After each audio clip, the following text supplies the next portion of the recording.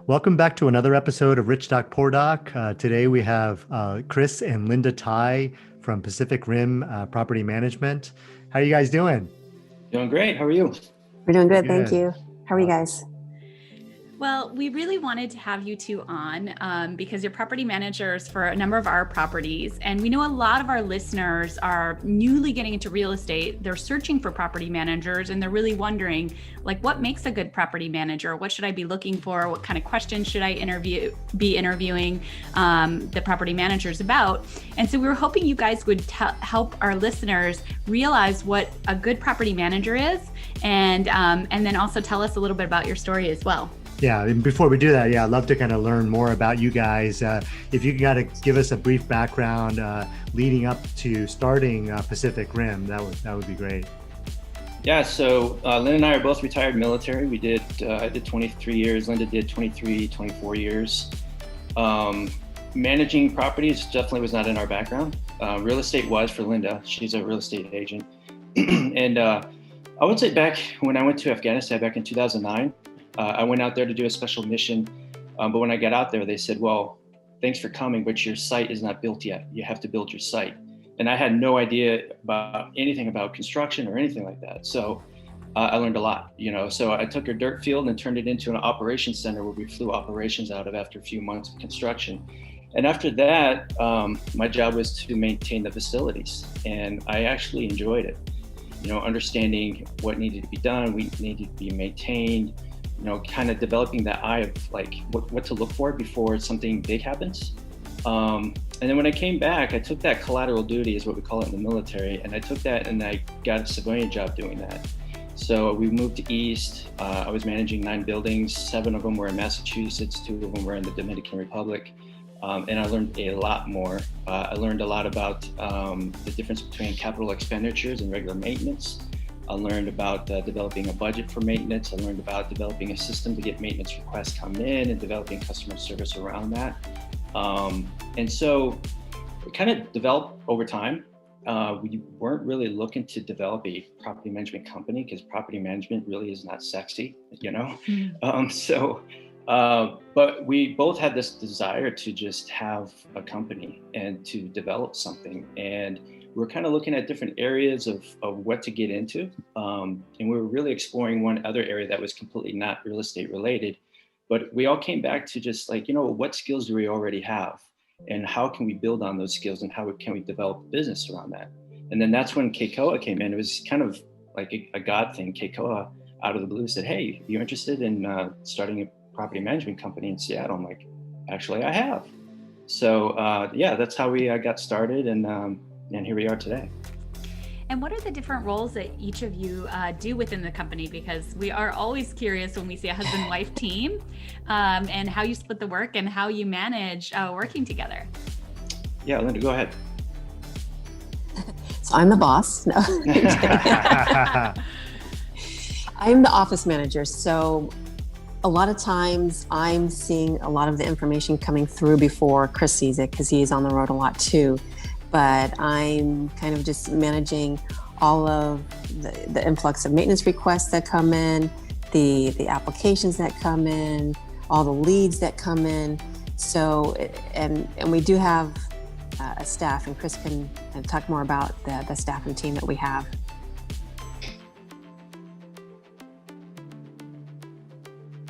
Chris? Oh, yeah, sorry. Okay, yeah, so what we kind of decided is that Linda kind of is the face to all of the residents, and she deals with the leads and leases that she mentioned, and I'm kind of more facing the owners and working with them.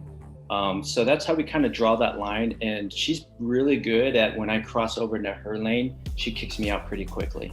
But when she crosses over to my lane, I actually welcome the help. So, I'm a little more gracious than that. But we definitely, one thing that she and I learned in the military is where to draw those lines and making sure that we're not jumping into her lane because sometimes when you're doing that, you're duplicating efforts and 2 people are doing the same thing and you're just wasting time and it just confuses things. So we made that clear from the get-go of how we're going to operate as a team. And obviously as we grow, it gets more complex and more things pop up. We're like, okay, we haven't handled that just yet. who's responsible for it, who's going to be the lead on it, and who's going to be overall like looking over that. So it's a thing that we're developing as we go, but we definitely have a pretty good system so far. Yeah, and Chris did a great job. Sorry, Chris did a great job of having meetings almost every week to kind of determine where our strengths were and where our passions were, so that we were working within our strengths and our passions, and that's what was going to make the company successful. Yeah, I really love this way that you guys actually split it up, because we've seen lots and lots of different models for property management. So for our students who are out there, starting to interview property managers, there's a lot of places where one person will just manage everything for a building, right? There are a lot of places where there are 10 different team members and each are managing a certain part of it, right? Which is like one person's in charge of signing new leases, one person's in charge of renewals. And, each model has its strengths and weaknesses, especially from the owner's perspective, right? But it's so interesting you guys split it to owner facing and, resident facing. I think that's really a unique model. Yeah, I think it is. And I think it's great that you guys split up those roles. One of the things that we did early on was, make Letizia the CEO of our semi-retired business, and I was in charge of our real estate portfolio. And so separating those roles is so important, and having somebody who's in charge of one versus the other, I think is really important as well. So. Absolutely. So one other difference I've noticed from you guys compared to a lot of other property managers is your model for pricing. So a lot of property managers will charge like a percentage per month, but then also charge up lease up fees. And you guys are a little bit different in that you just charge percentage per month. Can you talk about how you came up with that? Yeah, we decided that there's a lot of things that we saw that other companies charge for that we feel is implied as far as being a property manager, right? So we feel that if you're going to do a lease, that's part of managing a property. So why charge you guys for it? We already assumed that there's going to be a lease involved, and we started this business. So certain things like that, we feel like we could like to call ourselves all inclusive, and there's certain things obviously that we charge outside of that, but things that are like coordinating maintenance, doing leases, doing a management agreement, and there's no onboarding fee. Things like that we feel like is part of being a property manager. So we just included that in the price, and we don't charge the owners on that. Yeah, and I think that's a big deal for those of you listening as well, to when you're interviewing property managers, always to ask about these things, because a lot of property managers will charge you for, all kinds of things, like a markup for maintenance, right? So if they're calling the plumber and the plumber charges $100, they're going to put 20% on top. We've run into that a number of times. Or a lot of hidden fees, right? Like, we're going to force you to buy vacancy insurance and charge you a certain amount per month. Or if we are going to go inspect the property for you, we're going to charge you a certain amount per month. We've even had things like, we're going to put a for rent sign in front of your building and charge you $20 just to put up the for rent sign. So those little charges, they add up a lot. So you always want to be cognizant of, yes, the initial fee may look a little bit lower, but look for other charges that are going to come at you as an owner. I think we're giving them ideas for additional. I was just saying, writing it down. Yeah, exactly. No, I'm kidding. No, I remember from one of our earlier conversations that Chris was saying that really. We want the incentives to be aligned, right? Ultimately, you're doing it that way because you want to make sure that the fee is for managing the overall property, and actually you're incentivized to get really good tenants and hold on to them. Absolutely. Right? Not make money on releasing. So I think that was one of our earlier conversations. One of the things that I really loved about that kind of flat fee model. Yeah, absolutely. Yeah, if you guys aren't making money, we're not making money. So it's our best interest to really put someone good in there, and not to keep nickel and diming to keep that person in there. As long as they're in there paying their rent, we're all happy. So that's a great question, actually, that comes out of that, which is, how are you screening the tenants? And what advice do you have for people who are going to self-manage and screen the tenants from your experiences? Yeah, Linda she's a stickler on this. So I'm a former police officer. but you'd think I would be doing that. I kind of like step away and let Linda do it because she loves reading contracts. She loves digging and making sure that everyone's telling the truth. So I'll let her answer this one. Yes, so I'm the one that is reviewing all of the applications. I would say Chris thinks I have a passion for this, but I mean, this all started back in the military. I did a lot. I was in the military intelligence fields, and I did a lot of reporting on various things. So I have pretty good discernment, and I can kind of pick up things that normally people wouldn't see. For instance, I just picked up the fact that our recent applicants, there were 4 applicants. They were going to be roommates for a certain property, and they were using each other as the landlord reference. And obviously the company that we use, a third-party company that we use to process their background, they're not picking up on that. They're just seeing a name and a person to contact. But I noticed that they were using each other as a reference for that background check. So obviously that's going to invalidate any residence history for them. But just with that, just scrutinizing everything that they give us, if they're giving us copies of their pay stubs, I want to make sure that those are accurate copies, that they aren't, made up copies that someone did on their computer. And there are ways that we can determine that. I don't want to get into that here, but there are ways we can determine that. And there are sob stories. We've heard so many sob stories, but they, if they're not going to call you back, or if they're not going to provide you the information that you asked for in order to move forward in the application process, then you know that they're not true or genuine.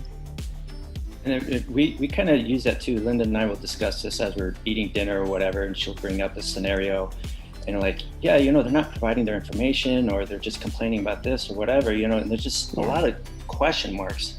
And it's just kind of an indication of what kind of resident they'd be, right? Right. So it's not on us to get them qualified, it's on them to get qualified. And if they're not willing to do it, then they don't meet the cut. Are you guys calling also previous renter owners of those tenants and kind of hearing about how they are in other as tenants before?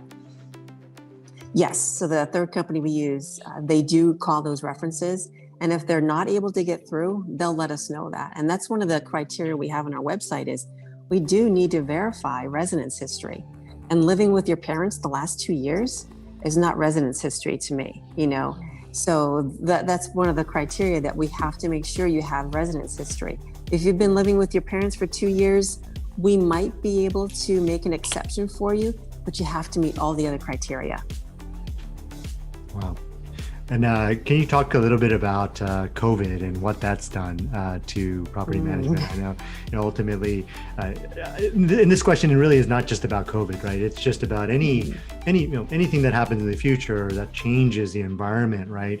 And can you talk to us about some of the challenges you guys have faced with COVID and how you guys have been handling that? Yeah, COVID has made things a lot of fun, I guess the positive side is that it makes you, when you're kind of put in a corner a little bit, it makes you get creative. Like, okay, what can we do? Okay, here are the rules. Okay, then what can we do, but still within the rules, right? We've been fortunate enough, I'd say in December, we did a report. In December, we had 95% of our tenants pay rent on time, which is nice, which is great. I think that's above the national norm. But it seems that in January, it looks like it kind of went down a little bit. Maybe it's because they extended the moratorium. I'm not quite sure. But we take that as an opportunity to reach out to see, what's going on in their lives. Maybe they need some help. Maybe they forgot. We can come across that a lot. Oh, I forgot. I'll pay my rent now. But we've developed a process, and Linda can probably talk a little bit more about this, where we identify who has not paid rent. We give them a little grace period. We contact them and say, hey, what's going on? You're a little late. Oh, I forgot. Or, oh, I don't get paid till the 3rd or whatever. And then we make notes for each resident that we contact. And then we put that on the owner's portal so the owners can kind of see how we're communicating with the residents. But we're also kind of exploring some other ideas. We tried working on some cash for keys scenarios where, some residents are having a bit of an issue, and I was able to talk to them and say, hey, I understand that you guys are having a little bit of a hard time. Let's explore some options that might be the best thing for you guys. Maybe you guys can move with a relative or whatever. And recently we had a resident who's actually moving across country to their relatives. And I said, well, go ahead and do that. I really don't want the rent hanging over you and stressing you guys out. So, maybe that's the best option. We'll just call it clean, right? Going from there. So it creates us to get a little bit more creative, but it does cause, some stress on our end too. I mean, we represent the owners, and we know the owners are stressed about it too, because they're not sure if they're going to get the rent. It's just, it's created an opportunity to get creative, and to be able to, just create a way to provide more customer service in different areas. I don't know if that makes sense or not. For sure, yeah. Sounds like you're getting into Linda's lane though there when you're talking to her. Well, okay, so this is what we do. So Linda will talk to them on the phone, but I can go, because my police background, I don't mind knocking on a door and talking to somebody. And I'm okay with that. I'm cool with that. I think that works out better because she's at home majority of the time with the kids and stuff on the phone. So, but yeah, you're right. There's a little bit of like, okay, I'll step into your area, but I'll debrief you afterwards. So you got it from here. Yeah, well, we've also had, property managers who are running their own show, and like one of our property managers in Spokane, she carries a gun with her, right? Because it can be dangerous work. I mean, yeah. I really respect, I've seen you, Chris, interact with our tenants, and you are always respectful and kind, but I can imagine you get into some scary situations at times too. Oh yeah, there's an incident, was it last month? Linda identified someone who is subletting, which she can't do. And so I knocked on the guy's door, and, my experience as a police, I was a cop for 10 years. So I know the way someone stands if they're holding something behind their back. So I know he was holding a knife behind his back as he was talking to me. But I was able to handle that just because I've been in that scenario so many times. And I think my experience being a police officer has helped me with knocking on the door and talking to someone, and, what could be a nervous and kind of could easily escalate a little bit high pretty quickly. I've learned over 10 years of being a police officer how to de-escalate certain scenarios. So I'm totally comfortable doing that stuff. Amazing. Yeah, it's been great. Yeah, and also Chris has been helping us install security systems as well. So he's got a lot of, I love that stuff there as well. So yeah, exactly. Yeah. I think you would. So yeah. I mean, I think ultimately it helps you, I think too, right? To be able to identify people and actually spot them and catch them in whatever act they're doing. And so, that was, for me, it's not just for the security of our building, but also to assist you guys in helping to kind of clean up our properties. Absolutely. It also helps us identify which dog is leaving their mess behind and the owners are not cleaning up. Yeah, for sure. Yeah, that's a really big one. Yeah. The landscape. Exactly. So maybe we can shift a little bit and talk about social media and marketing, because I think that's something that is done badly by a lot of property managers and a lot of owners as well. So can you talk to us about how you market properties and how you make them look their best? Yeah, so for marketing, there's marketing for the properties and then marketing for the company. Marketing for the company, we're still kind of new to, so we're kind of developing that now, and we have some goals to hit for this year. But for marketing the property, Linda could actually speak a little bit more to this. Actually, why don't you go ahead and talk about it, Linda? We use Tenant Turner as software, and she can talk to you more about that.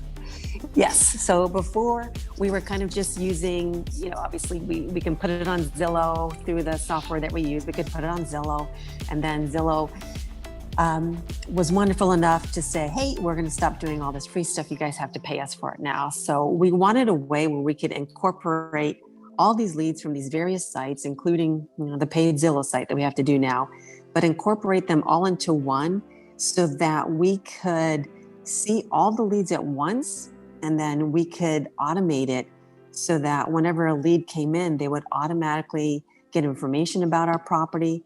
They would automatically be able to schedule a property. If something was available for showing immediately, they would get notified.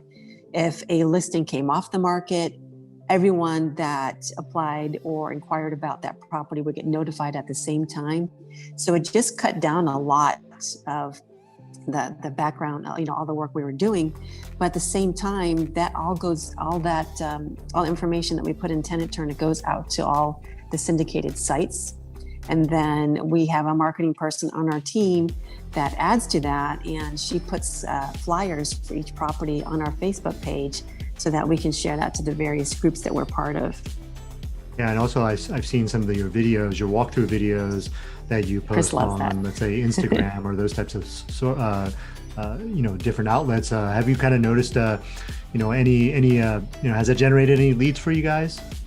Oh yeah, so our marketing person, Maru is her name, she tracks all the data that comes in and the analytics.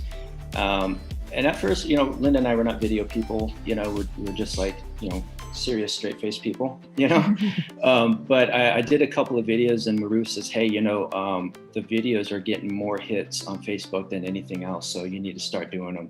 So we made it part of our system to where whenever we list a property, we have photos, and we have an internal system of who does what. And my job, Maru tasked me with, okay, you need to go to this apartment and you have to go make a video. And on top of that, you have to talk about what in the local areas close by, is there restaurants, is there shopping, is there highways, there the base or whatever.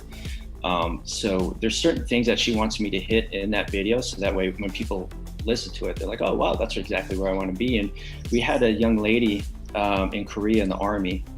She's doing some research and she saw a couple of our videos. And so she hit us up on Facebook and she said, hey, I'm interested in these properties because I know they're close to base because it said that in the video. And so we talked back and forth. I think she gets in town this week, so she's going to check out one of the units. Awesome. Yeah, that's great. And then, one of the other things that we've been doing on our end is kind of providing you with, the right ammo. Sorry, that's probably sure. Not the best term, but we've been trying to provide you with the resources. So we've been trying to provide professional photos, and then we virtually stage those photos. Have you noticed any difference between the owners who do that versus use kind of their own point and shoot camera or their iPhone? Yeah.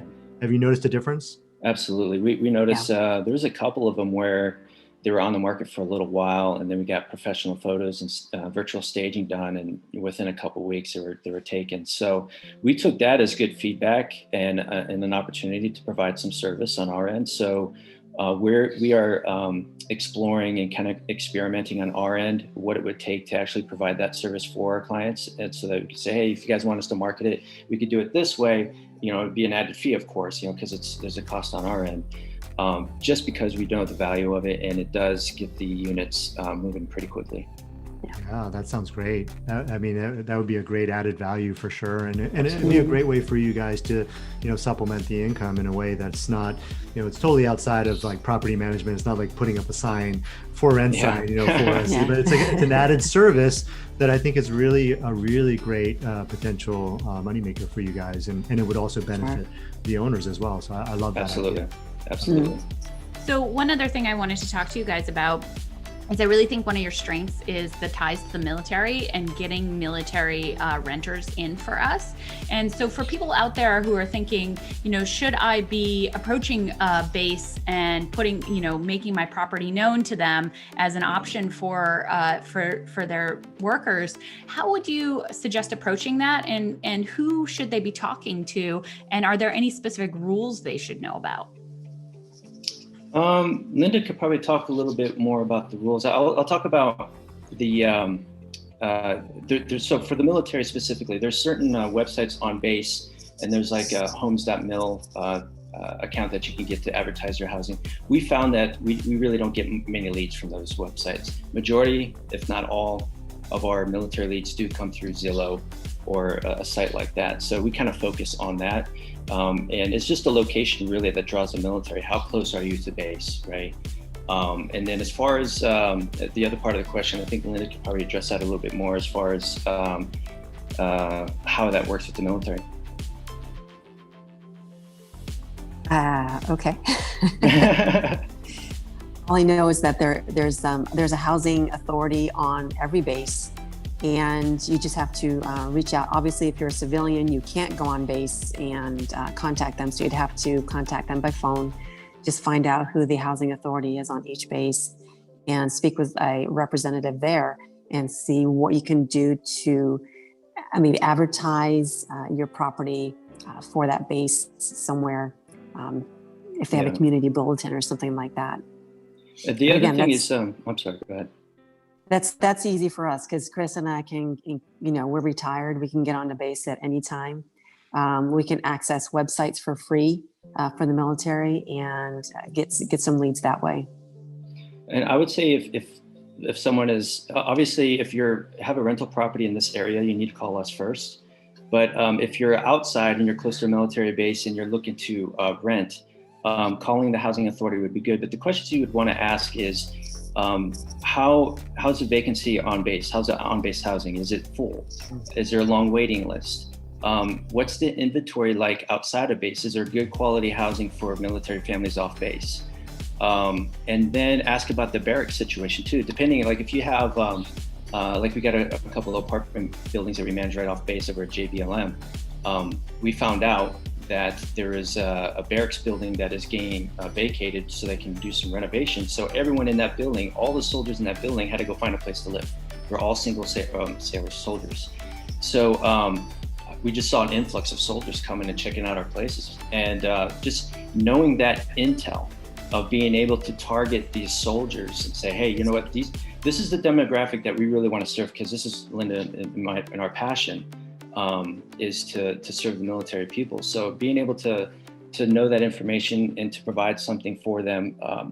We had, I think, 8 vacancies. I think all of them had some kind of affiliation with the military. I think there was like maybe 6 military, 1 veteran, and 1 military dependent that came out of that. So I started making some videos to explain how does the military pay work, how does the housing allowance work, what to look for.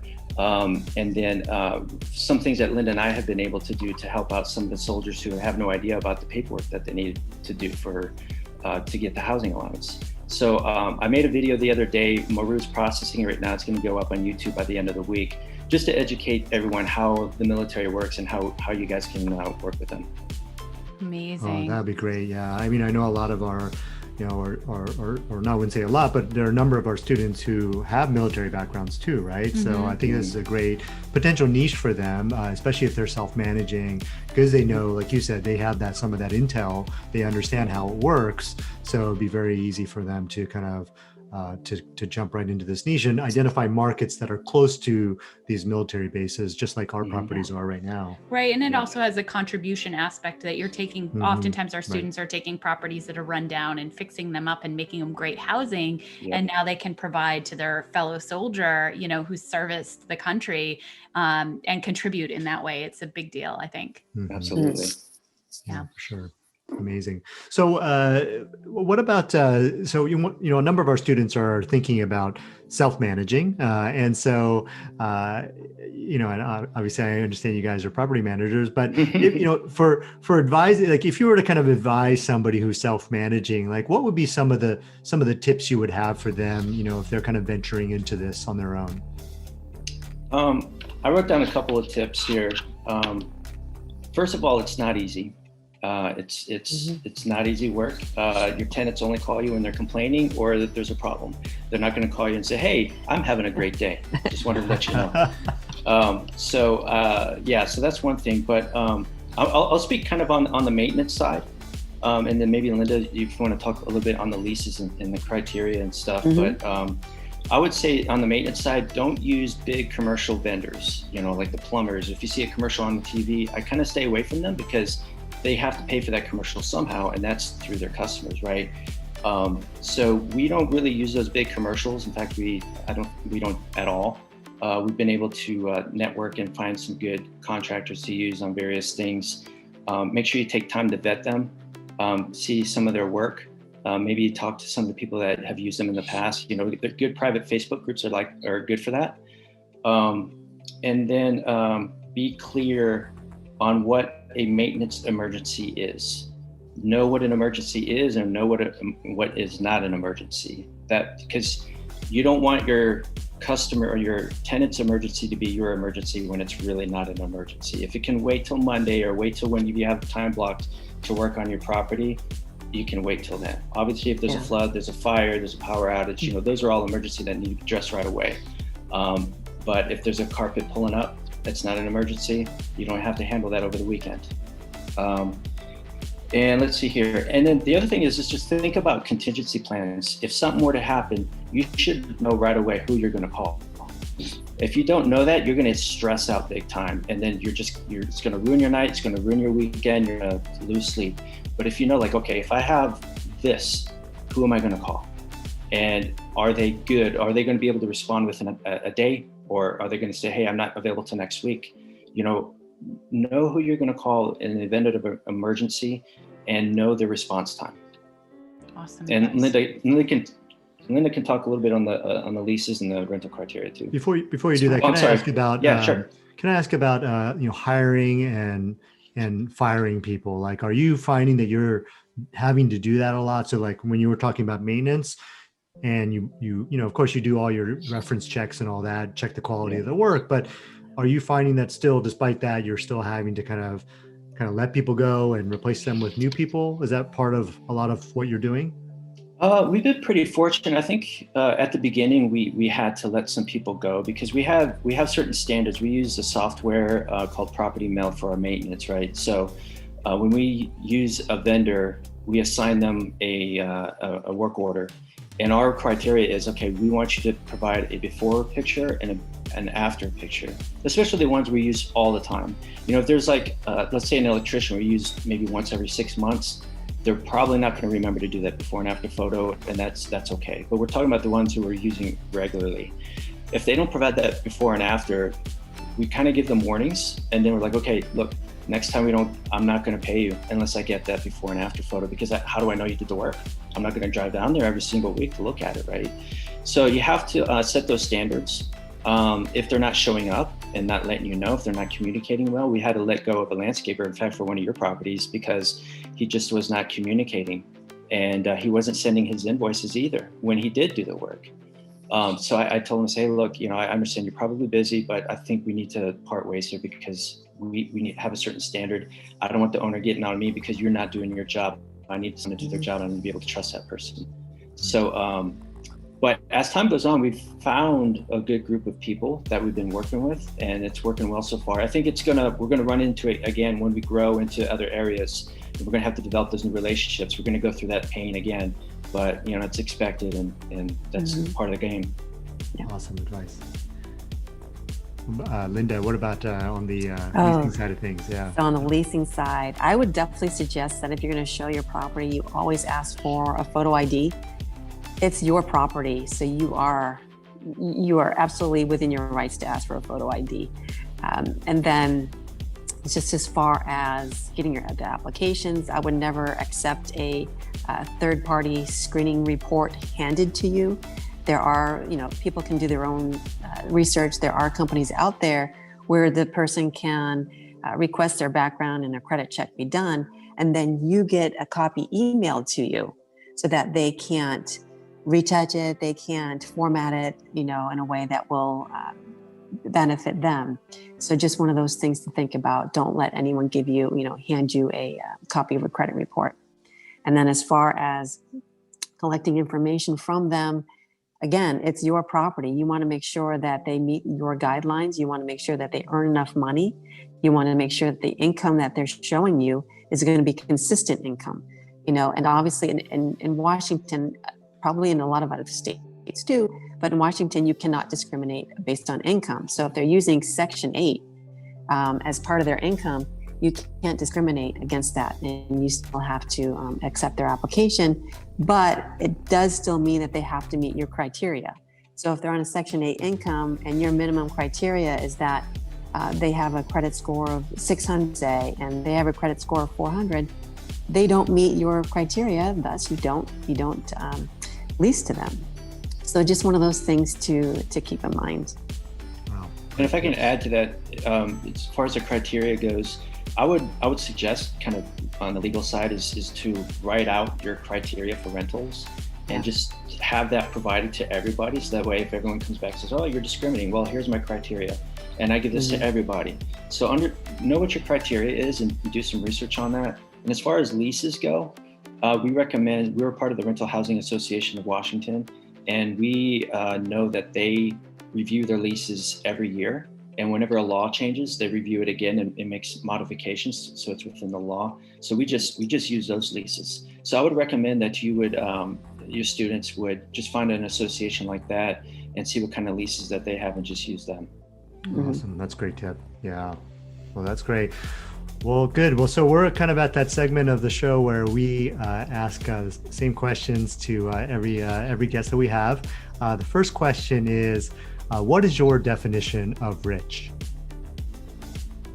Linda, you want to go first? So my definition of rich would just be being surrounded by family that loves you, and you have family that you love around you. I mean, for me, it doesn't matter how much money you have, unless you have people, loved ones to share it with. It doesn't mean anything. Yeah, I would say that obviously rich is kind of a mindset. You can have $1 million, but still feel like you're not rich. So I would say for me, it'd be content with the journey that you're on.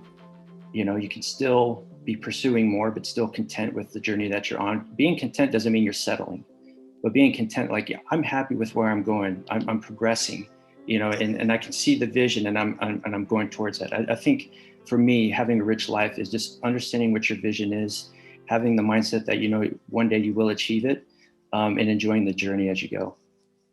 Beautiful. Yeah, that's amazing. Yeah. So kind of when you think about all the people you kind of met, the successful ones and the rich ones, what is one mindset, habit, or strategy that you've seen that separates someone who is rich versus someone who's poor? For me, I would say it's an abundance mindset of, a rising tide will raise all ships. There's enough out there for everyone. So no need to just hoard everything. Just have that mindset of abundance and just be open to share and help others. Awesome.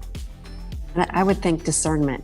I see, all these successful people, they seem to just have an immense amount of discernment, and it helps them immensely with their business. Yeah. Interesting. That's Very the first cool. time we've heard that. Yeah. That's awesome. Very cool. For all of our listeners who own properties in Washington, can you guys just tell us your coverage area for Pacific Rim and how they can get a hold of you? Yeah, sure. So we've got properties up in Oak Harbor. We're kind of venturing off into Mount Vernon. We have some in Everett, in Bellevue, Seattle area, but majority of our stuff right now is in Lakewood and Tacoma area. And then we're also branching off into Bremerton. So kind of like the western side of Washington, we're operating. You can contact us. We've got a website, packrimpropertymanagement.com. You can see us on Facebook. We got a YouTube channel that you'll see that we're popping up more videos. We have a goal of 10 videos a month. So that's our goal for this year. So we're going to be pushing on that. And then our office line, 425-201-1998. And yeah, that's about it. Awesome.